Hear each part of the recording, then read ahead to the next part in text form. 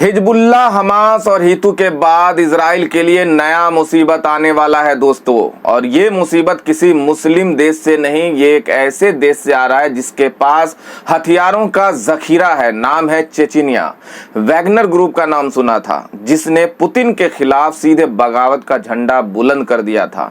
बाद में Putin underground हो गए थे और उसके बाद वैगनर प्रमुख को मार दिया गया। उसी रूस के सबसे खतरनाक एक देश है चेचिनिया, जहां सबसे ज्यादा मुस्लिम लड़ाके हैं, मुस्लिम आबादी है। और चेचेनिया के जो लड़ाके हैं उनको युद्ध के लिए जाना जाता है। और सबसे बड़ी मीडिया रिपोर्ट आ रही है कि आपको पता ही होगा कि किस तरह से हिजबुल्लाह, हमास और हीतू लड़ रहा है, और अब लड़ेगा चेचेनिया का लड़ाका। नमस्कार, मैं हूं रोशन और आप देख रहे हैं आरटीवी न्यूज। इजराइल और फिलिस्तीनी के बीच जो लड़ाई चल रही है उसमें अब इजराइल की मुसीबत शुरू हो गई है। मैंने पहले ही आपको मीडिया रिपोर्ट में बताया था कि किस तरह से लगभग अब तक 3000 इजरायली सैनिकों को हमास ने मार गिराया। वहीं अब उसको ईरान का हथियार भी मिलने लगा है, रूस का हथियार भी मिलने लगा है। लेकिन अब तक गाजा पट्टी में हिजबुल्लाह लड़ रहा था, जो लेबनान का लड़ाका है। हीथू लड़ रहा था, जो यमन का लड़ाका है। चेचेनिया के जो लड़ाके हैं वो अब इजराइल से जाकर बदला लेंगे। दरअसल रूस इस युद्ध में किसी भी कीमत पर अमेरिका को मुंह तोड़ जवाब देना चाहता है। जिस तरह से यूक्रेन के युद्ध में रूस लड़ रहा था, लेकिन यूक्रेन को हथियार सप्लाई कर रहा था अमेरिका और यूरोप, उसी का बदला रूस जो है किसी भी कीमत पर लेना चाहता है और इसीलिए उसने मोर्चा खोल दिया है। अब इजराइल के खिलाफ चेचेनिया लड़ेगा। वही एक नया अपडेट आ रहा है। सोचिए किस तरह से इजराइल ने अब तक के 11 शहरों को खाली करा लिया है, लेकिन हमास के जो मिसाइलें हैं वो अब तेल अवीव पर भी गिरने लगी है। वही जिस तरह से इजराइल ने अल शिफा अस्पताल को घेर लिया था, वहां 5000 सैनिकों ने घेर लिया था, जिसमें उसमें लगभग 3000 सैनिकों को मार गिराया है। खबर यह भी आई है कि अल शिफा अस्पताल के नीचे कोई अंडरग्राउंड नहीं निकला है। और उसके बाद बेंजामिन नेतन्याहू के खिलाफ और गुस्सा और नफरत बढ़ रहा है। मैं फिर कह रहा हूं कि झूठ के बातों पर यह युद्ध खड़ा हुआ था और अब साफ हो गया है कि इजराइल के बेंजामिन नेतन्याहू के खिलाफ अब तो खुद विपक्षी नेता, जो इजराइल के विपक्षी नेता है, यहां तक कि जो इजराइल के मंत्री हैं, जो चेचेनिया, जो बेंजामिन नेतन्याहू के मंत्री हैं, वो सवाल उठा रहे हैं। इजरायली सवाल उठा रहे हैं कि क्या ये सब कुछ जानबूझकर तो नहीं किया गया था। लेकिन सोचिए, इजराइल की मुश्किलें अब कम होने का नाम नहीं ले रहा है और तेल अवीव पर बमबारी की जा रही है। आपको बता दूं कि खाड़ी देशों ने यह तय कर लिया है कि वो युद्ध में सीधे सीधे शामिल नहीं होंगे, लेकिन वो अब इजराइल को छोड़ेंगे भी नहीं। सबसे पहले उन्होंने अमेरिका को चेतावनी दी, अगर अमेरिका किसी भी कीमत पर इस युद्ध से पीछे नहीं हटता है, नहीं भागता है, तो उसको बख्शा नहीं जाएगा। और ईरान ने अमेरिकी अड्डों पर हमला करना शुरू कर दिया। सऊदी अरब और कतर ने कहा है कि हम अमेरिका को एक मौका देते हैं, और एक मिसाइल जो सऊदी अरेबिया में अमेरिका के ठिकाने पर जा रहा था, उसको खुद सऊदी अरेबिया ने मार गिराया कि अभी उनको हम एक मौका देते हैं। उसके बाद अमेरिका ने साफ साफ इजराइल के बेंजामिन नेतन्याहू को कहा है कि तुम युद्ध विराम करो। लेकिन बेंजामिन नेतन्याहू इतना फंस चुके हैं, उनको लगता है कि अगर युद्ध विराम किया तो उनको इजरायली जीने नहीं देंगे, सत्ता से बाहर कर देंगे और उनके परिवार और उनको खुद फांसी हो सकती है, क्योंकि बेंजामिन नेतन्याहू पर जीनोसाइड का आरोप लग रहा है। वहीं अगर वो युद्ध से वापस आता है तो और युद्ध करता है तो अब आम इजरायली मारा जाएगा। और बेंजामिन नेतन्याहू ने लगभग तय किया है कि मरना तो उसे ऐसे भी है, तो क्यों न इजराइल को बर्बाद कर दिया जाए।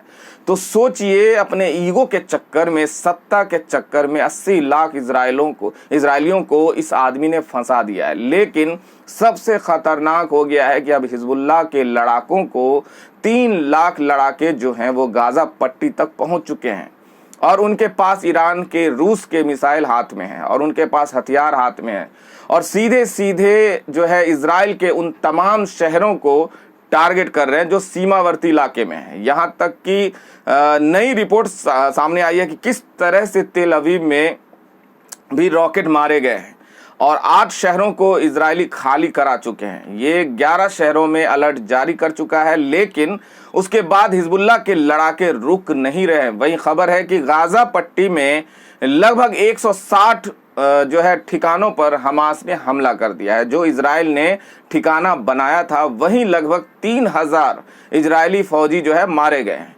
और अब तो लगभग 300 के करीब जो है वो टैंक जो है वो उड़ा दिए गए हैं। तो इजराइल के खिलाफ जो ये युद्ध चल रहा है उसमें सबसे बड़ा और नया प्लेयर जो है शामिल हो रहा है। मैं आपको बता दूं, अभी सिर्फ 4 देश खुलकर इजराइल पर हमला कर रहा है और इस युद्ध में शामिल है, जो गाजा पट्टी से जाकर ग्राउंड पर लड़ रहा है और धीरे धीरे मिसाइल भी दाग रहा है। मैं बता दूं कि अब तक तुर्की के अलावा जो बड़ा देश है तुर्की, उसके पास फाइटर विमान है।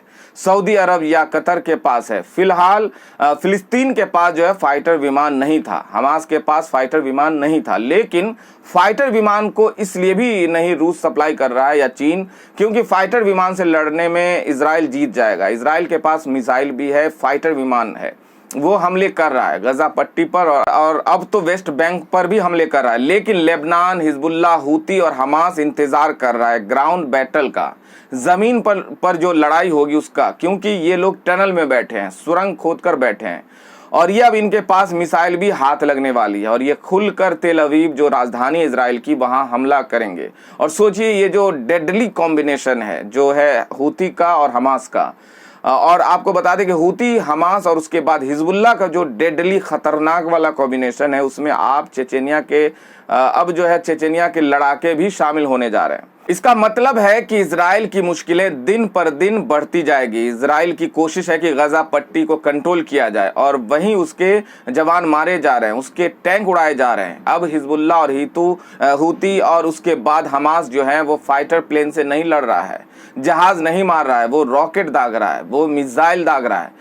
उसको रूस से और ईरान से मिला है, जिसकी क्षमता जो है वो 200 किलोमीटर से लेकर 3000 किलोमीटर तक का है। लेकिन 200 किलोमीटर के गजा पट्टी से 200 किलोमीटर वाले, 300 किलोमीटर वाले, 2000 तक के किलोमीटर की मार करने वाले मिसाइल को दागा जा रहा है और वो सीधे सीधे जाके इजराइल में गिर रहा है। सीमावर्ती इलाकों में मिसाइलें लगाया जा रहा है। तो सोचिए, हिजबुल्लाह, हीतू और हमास के बाद चेचेनिया के जो लड़ाके हैं वो इस युद्ध में शामिल हो गए। इसका मतलब है कि रूस ने इस युद्ध में अब शामिल होना स्वीकार कर लिया है। और सोचिए, वैगनर के लड़ाके थे, रूस में कई तरह के लड़ाके हैं। चेचेनिया के जो लड़ाके हैं, चेचेनिया को अलग प्रांत है, चेचेनिया एक अलग प्रांत है जहाँ मुस्लिम आबादी बहुत है। तो अगर चेचेनिया के लड़ाके गजा पट्टी में आकर युद्ध लड़ते हैं तो ये इजराइल के लिए एक सबसे बड़ी मुसीबत होगी। वहीं अमेरिका ने लगभग अपना हाथ खींचना शुरू कर दिया है और लगभग हाथ खींच लिया है। उसकी मजबूरी भी है, अपनी है। सोचिए, खाड़ी देशों ने और इस्लामिक देशों ने, गल्फ कंट्री ने एक बड़ी बैठक की थी। उन्होंने ईरान, अमेरिका को समझाया था कि या तो आप सीधे सीधे इजराइल से हाथ पीछे हटाओ, इजराइल का साथ छोड़ो, या अपने सैनिक अड्डे तबाह होने के लिए तैयार हो जाओ। आपको बता दें, गल्फ कंट्री में अमेरिका के 13 सैनिक हवाई अड्डे हैं, 40,000 जवान हैं, 40 से ज्यादा फाइटर प्लेन हैं और उसको बचाने के लिए अब अमेरिका ने लगभग साफ कर दिया है कि वो इस युद्ध में सीधे सीधे शामिल नहीं होगा। इजराइल का वो साथ छोड़ रहा है। रूस और वहीं इंग्लैंड साथ छोड़ चुका है, फ्रांस साथ छोड़ चुका है और जर्मनी साथ छोड़ चुका है। यहाँ तक कि ऋषि सुनक ने तो अपने गृह मंत्री को इस बात के लिए बर्खास्त कर दिया क्योंकि वो लगातार इजराइल के पक्ष में बोल रहे थे और फिलिस्तीनी समर्थकों की एक बड़ी रैली को नहीं होने देना चाहती थी। इसके बाद बर्खास्त कर दिया। तो आप समझ सकते हैं कि ग्लोबली इजराइल कितना अलग थलग पड़ चुका है। यूनाइटेड नेशन में पहले 120 देशों ने फिलिस्तीन के पक्ष में वोट किया था और अब 145 देशों ने फिलिस्तीन के पक्ष में वोट किया है, जिसमें भारत सरकार भी फिलिस्तीन के साथ खड़ी दिख रही है। तो सबसे बड़ा जो अपडेट दे रहा हूं वो युद्ध के 40वें दिन चेचेनिया ग्रुप, चेचेनिया के जो विद्रोही जिनको कहा जाता है चेचेनिया के जो लड़ाके जिनको कहा जाता है, वो उस युद्ध में फिलिस्तीन की तरफ से लड़ने आ रहे हैं। वहीं हमास में लगातार भर्तियों की लाइन लगी हुई है, चाहे वो वेस्ट बैंक का इलाका हो, चाहे गाजा पट्टी का इलाका हो। और वहीं सोचिए, जिस तरह से हथियारों की सप्लाई हो रही है चीन द्वारा, रूस द्वारा, नॉर्थ कोरिया द्वारा, ईरान द्वारा, इजराइल की मुश्किलें बढ़ती जा रही है। और अब हमास के जो रॉकेट हैं, मिसाइल है, वो सीधे सीधे गिर रहे हैं तेल अवीव पर और इजराइल पर। इस युद्ध में आपको इसलिए नहीं दिख रहा है ज्यादा क्षति, क्योंकि हवाई हमले नहीं कर रहा है। ये विद्रोही गुट जो है, जो हिजबुल्लाह, हमास और हीतू जो है, वो हवाई हमले नहीं कर रहा है। क्योंकि हवाई हमले करने के जोखिम है और वो रॉकेट से मार गिराएगा। इजरायली विरोधी जो है हवाई जहाज है, लेकिन ग्राउंड बैटल में 3000 से ज़्यादा इजरायली सैनिक जो है मारे गए हैं, 300 से ज़्यादा जो है और टैंक उड़ाए गए हैं, 160 से ज़्यादा जो ठिकाने हैं बर्बाद कर दिए गए हैं और 11 शहरों पर इजराइल के 11 शहरों पर निशाना साधा जा रहा है। तो सबसे बड़ी खबर है कि अब हिजबुल्लाह, हमास और हीतू के बाद चेचेन विद्रोही भी गाजा पट्टी पहुंच सकते हैं और वो इजराइल से युद्ध कर सकते हैं। तो इसका मतलब है कि रूस सीधे सीधे इस युद्ध में कूद गया है। 40वां दिन है, सबसे बड़ा अपडेट है और वो इजराइल की मुश्किलें कम नहीं हो रही है। और जिस तरह से उसने 10 से 12 हज़ार फिलिस्तीनियों को मारा है, फिलिस्तीन को जिस तरह से मलबे में तब्दील कर दिया है, अब उसका पाप उसके सिर पर मंडरा रहा है। वहीं सोचिए नेचर ने किस तरह से अब फिलिस्तीन की मदद करना शुरू कर दिया है। पानी के लिए तरस रहे फिलिस्तीनियों को, बारिश हो रही है, पानी मिल रहा है। तो जहां पूरी दुनिया का समर्थन मिल रहा है, वहीं तुर्की ने तीसरा खेप मदद की भेज दी और अब संयुक्त राष्ट्र संघ में समझौता भी हो गया है, दस्तखत भी हो गया है कि फिलिस्तीन को हर तरह की मदद दुनिया के 145 देश करेंगे।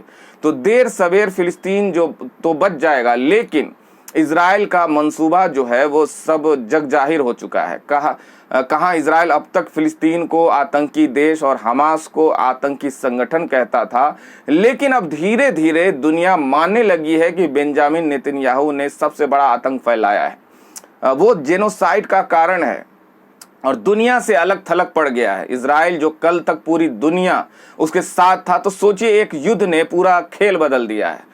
और कल तक जिस फिलिस्तीन को इजराइल कमज़ोर समझ रहा था, अब इजराइल की बर्बादी जो है शुरू हो गई है। इस पूरे युद्ध में फिलिस्तीन आर्थिक रूप से पहले से ही एक लचर देश रहा है, उसकी आर्थिक व्यवस्था चरमराई हुई है, उसको बैरिकेड कर रखा था इजराइल ने। लेकिन अब धीरे धीरे पूरी दुनिया की नज़रों में फिलिस्तीन आ गया है, दुनिया भर के देश उसकी मदद करना चाहते हैं। लेकिन सबसे ज़्यादा नुकसान जो है अब इजराइल को हो रहा है, जो एक सफल और मजबूत देश था आर्थिक रूप से और सामरिक रूप से भी, वो बर्बादी के कगार पर है, कंगाली के कगार पर है। तो सोचिए एक ऐसा नेता जो सत्ता का लालची हो, जिसको इंसानियत की परवाह ना हो, वो कैसे अपने ही देश को खतरे में डाल देता है।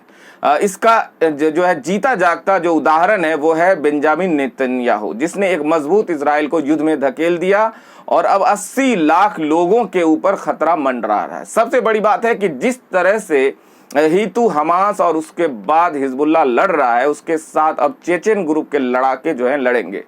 सबसे बड़ा अपडेट है और वही हमास के हाथ में वो सारे हथियार लग गए हैं जो एटॉमिक हथियार हैं, जो केमिकल हथियार हैं। खबर आ रही है कि यरूशलेम में केमिकल हथियार भी बरसाए गए हैं इजराइल के इलाकों, इजराइल वाले इलाकों में, और वहाँ भगदड़ मच रहा है। और सबसे पहले फास्फोरस बम का इस्तेमाल शुरू करना इजराइल ने शुरू किया था और अब ईरान के हथियार जो है, मिसाइल जो हैं, उससे हड़कंप मच गया और हीतू, हमास और हिजबुल्लाह सरेआम ईरान वाले मिसाइल का इस्तेमाल कर रहे हैं और वो तेल अवीव से लेकर इजराइल के तमाम बड़े शहरों पर हमले कर रहे हैं। और वहीं अब इस गुट में जहां अमेरिका ने इजराइल का साथ छोड़ दिया है, वहीं चेचेन ग्रुप जो रूस का सबसे ताकतवर लड़ाका है, वो इस युद्ध में इजराइल के खिलाफ जो है खड़ा हो गया है। तो ये सबसे बड़ा अपडेट था 40वें दिन का कि किस तरह से इजराइल जो है वो अलग थलग पड़ गया है और इजराइल के खिलाफ लड़ने वालों की संख्या लगातार बढ़ रही है। वहीं खाड़ी देशों ने तय किया है कि वो सीधे युद्ध में भाग तो नहीं लेंगे, लेकिन इतना ज्यादा ओवर हथियारों की सप्लाई करेंगे इजराइल का जीना मुश्किल हो जाए। और अमेरिका को उन्होंने तैयार कर लिया है, या तो आप इजराइल के साथ हैं या अपने बोरिया बिस्तर जो है बांध लो, सैनिक अड्डे समेटो। और अमेरिका ने अपना भला सोचा तो अब बेंजामिन नेतन्याहू अलग थलग पड़ चुका है, इजराइल अलग थलग पड़ चुका है। और जिस तरह से 10,000 लोगों की हत्या हुई है, जिस तरह से गजा पट्टी को मलबे में तब्दील किया गया, अब बदला लेने की बारी इजराइल से है और इसके लिए चेचेनिया ग्रुप में शामिल हो रहे हैं हिजबुल्लाह, हमास और हीतू। ईरान रूस के हथियारों से अब कहर बनकर इजराइल पर टूट रहे हैं। ये 40वां दिन का सबसे बड़ा अपडेट है। इस पूरे रिपोर्ट के बारे में आपकी क्या राय है, हमें कमेंट करके जरूर बताएं। देश और दुनिया की सभी बड़ी खबरों को जानने के लिए इस चैनल को सब्सक्राइब कर लें, वीडियो को लाइक और शेयर भी जरूर कर दें। धन्यवाद।